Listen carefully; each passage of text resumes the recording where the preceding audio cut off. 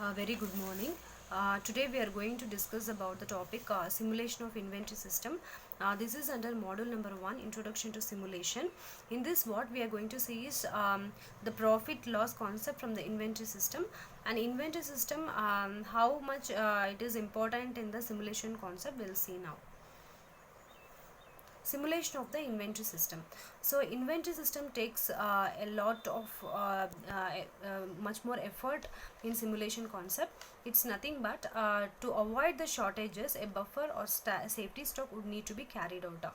For example, if I am going to buy a newspaper and I'm going to purchase for 10 cents and I'm going to sell for 50 cents, and the probability for that is newsstand will going to buy the probability for good, fair, and so these are the probability wise it is going to take as it is, and like 0.5, 0.35, and 0.20 like something. So the problem is to compute the optimal number of papers which the newsstand is going to buy, and how much profit they have, how much sales for each day, and how much profit they have received through this inventory system, like budgets and funds based the things which we are going to receive.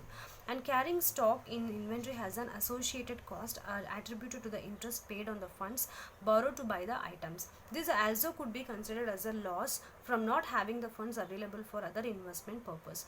If we have any funds, or if we are borrowed something to buy the items, then we'll have a profit loss concept. So how the profit is coming over here is revenue from sales minus cost of the newspaper. I already told you that the cost of the newspaper, if I'm going to purchase for 10 cents, I'm going to sell for 50 cents, like that.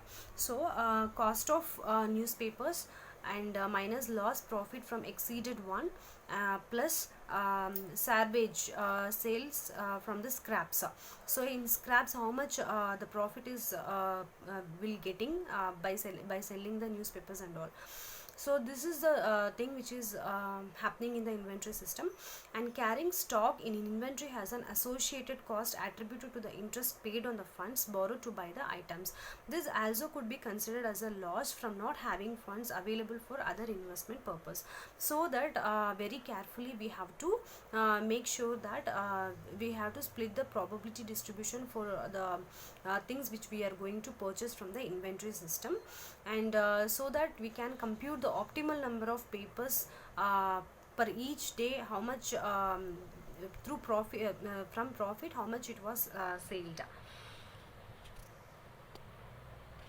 So scheduling a future event means that an instant an activity begins, its duration is computed or drawn as sample from statistical distribution, and the end activity event together with its event time is placed on the future event list. So whatever the event we are going to notice, it is totally based on future event list. So this is computed or drawn as sample from the statistical distribution, and the end activity event, this together with its event time, we can cope up with the future event lists. The sequence of actions which a simulator must perform to advance a clock system snapshot is called the event scheduling or time advance algorithm. So we can say time advance algorithm for the event scheduling, the this thing. So here we can use a sequence of actions, and we can perform the clock system snapshot based on future event list. We can do the process and operations as accordingly. So first step is remove the event notice for the imminent event. This is event number 3 from future event list, and in this future event list we are going to find out we are going to notice the event which it is going to, which is under the process. And next step is to advance clock to imminent event time, that is advance clock from R to T1, and execute imminent event, update system state, and change entity attributes, and asset the membership as needed. Like if you want to update the system state, if we are in a one system and another event is occurring instantaneously, means so that we have to update and we have to change the entity attributes as accordingly based on the future event list. And we next fourth step is generate future events if necessary, and place their event notices on TEL ranked by the event time. For example, event 4 to occur at time t where t2 less than t less than t3. So based on these events time gathering, we can generate the future events if necessary. So it depends upon the FEL. We are going to see the event notices, what are the notices which is taking place, everything we can come under that particular point. So update, last step is update cumulative statistics and counters. We already discussed that, for example, if the customer wants to randomly, if customer arriving to some small grocery shop and there is only a single checkout counter, so if another event is occurring at the same time, so that what will happen, so simultaneously everything will be ongoing process without affecting anything, without disrupting anything. It's as accordingly it is going to takes place. So these are the steps which is taken place in the inventory system.